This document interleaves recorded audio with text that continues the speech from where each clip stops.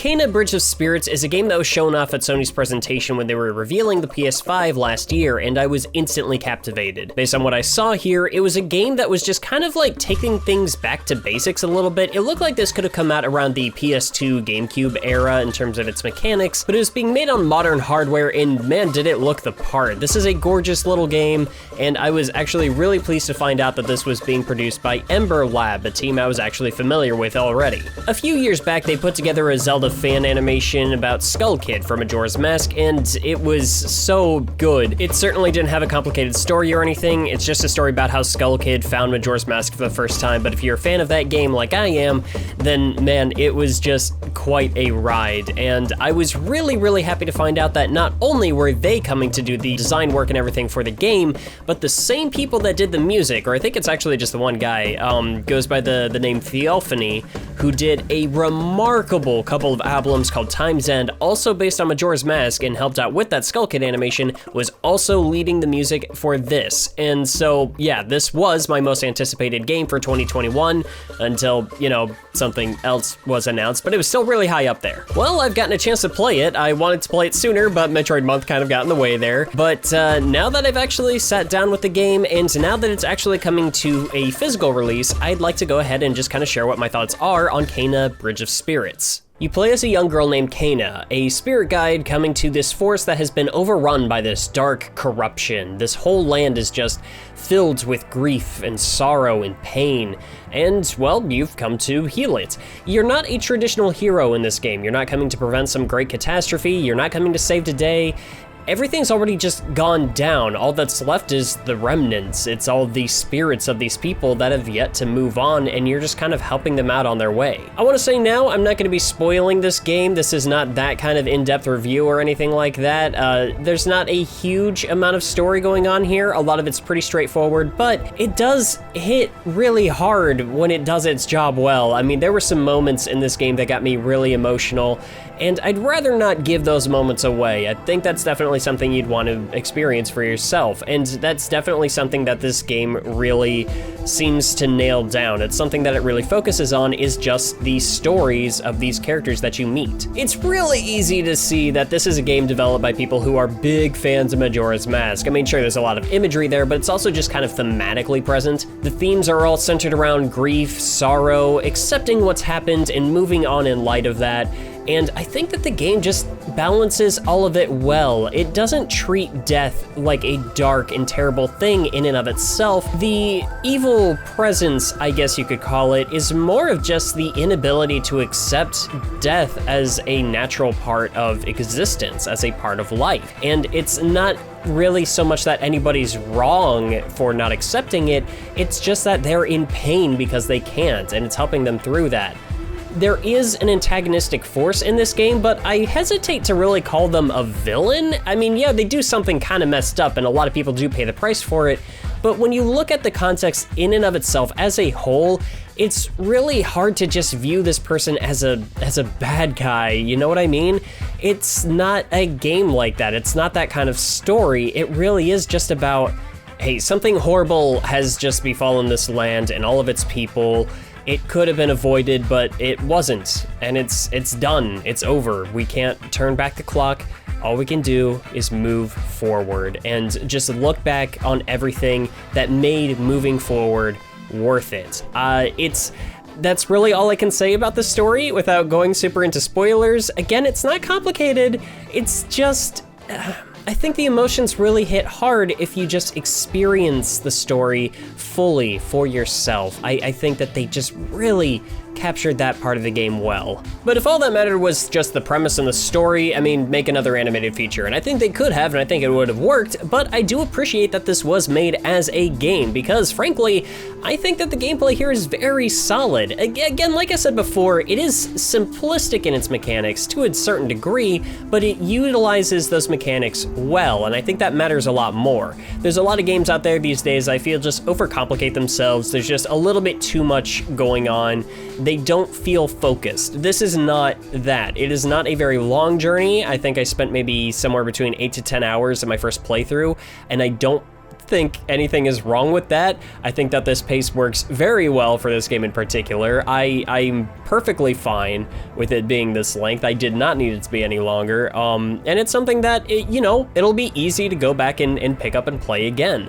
But this is a pretty standard exploration game. You have this one hub area that stems off into these different little locations that you can go out and explore, and these areas will be dedicated to a particular character that you're trying to help put at ease, that you're trying to help move on. And so, you start getting a feeling for what the basic structure of the game is going to be pretty quick. You go into an area, you're trying to track down the memories of this person, you interact with somebody that was important in their life, and then you're going to be solving puzzles, jumping around, doing platforming, fighting some evil corrupted tree monsters along the way, and then you fight them as a boss and then help put them at ease.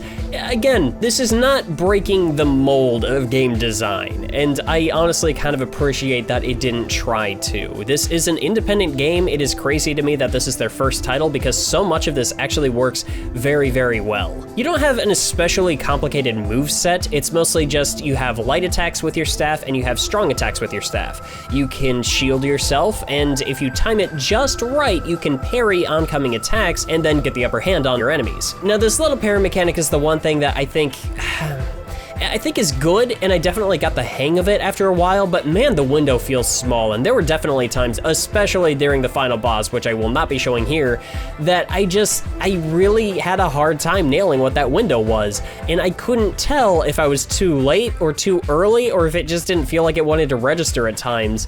It was really hard to discern when I was supposed to be hitting the block button to deflect certain attacks, and some of these bigger boss battles rely really, really heavily on that mechanic, especially the second to last one.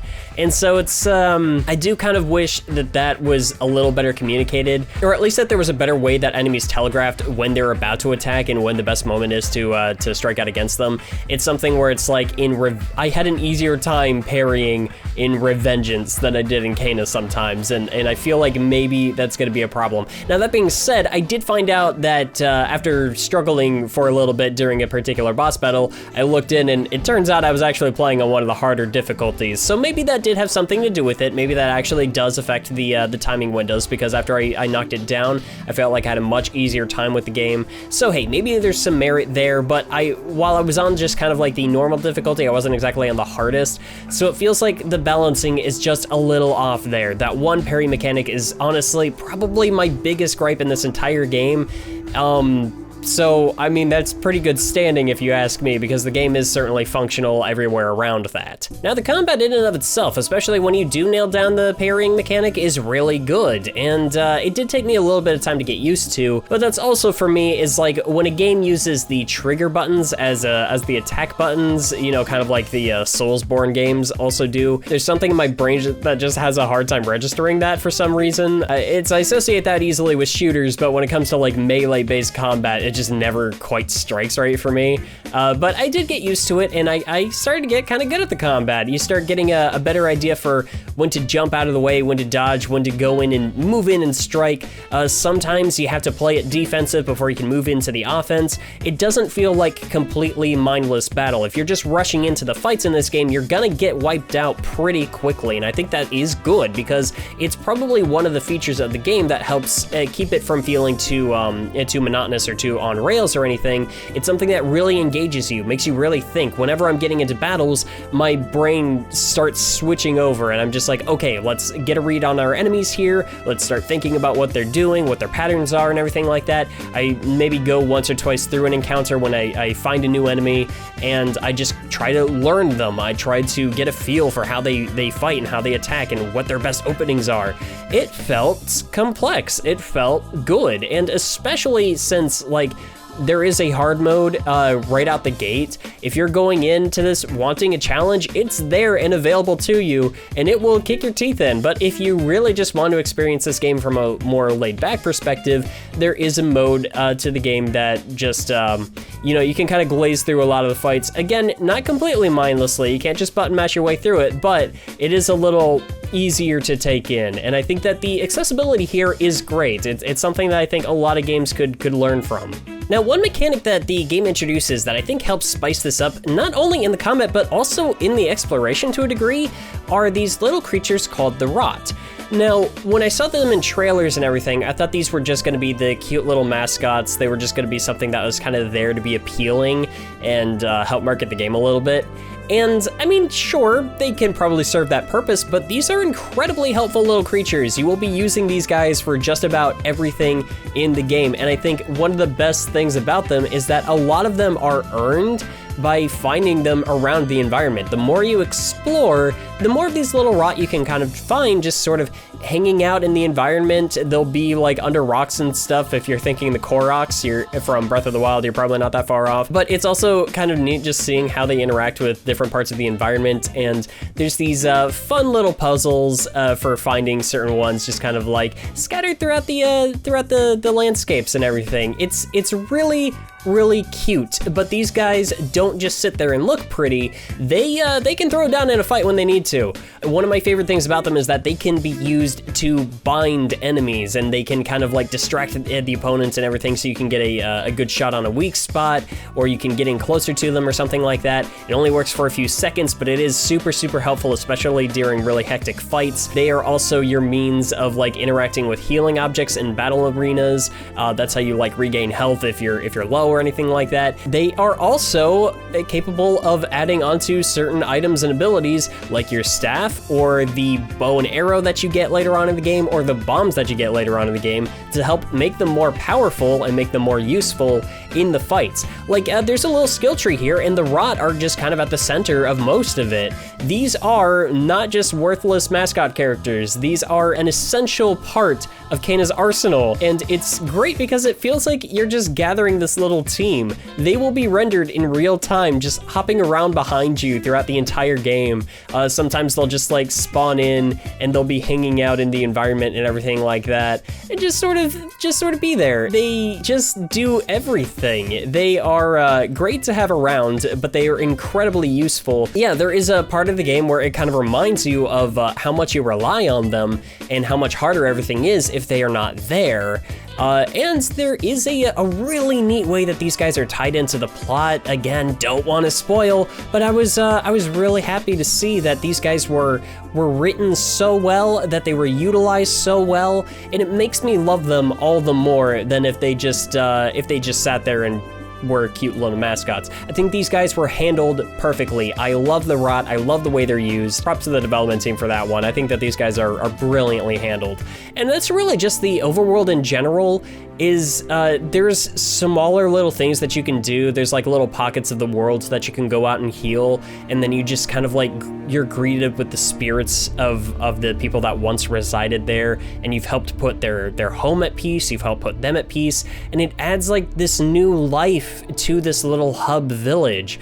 It is, I think it's hard to really convey without going super in depth how this game just plays with your emotions and just really gets you connected to the world and to a lot of characters you don't even know. A lot of the spirits that you encounter don't even have names. There are plenty that do, and you have good interactions with them, but it's so good at just making you care about this little world, which time has already passed for. It's like you can't save any of them, but you can at least do something for them. Another thing that really sells this is the score. It is beautiful, it is haunting at times, but it is a gorgeous compilation of music led by Theophany. They were inspired, I believe, by Bali in Indonesia and a lot of the traditional music from that area.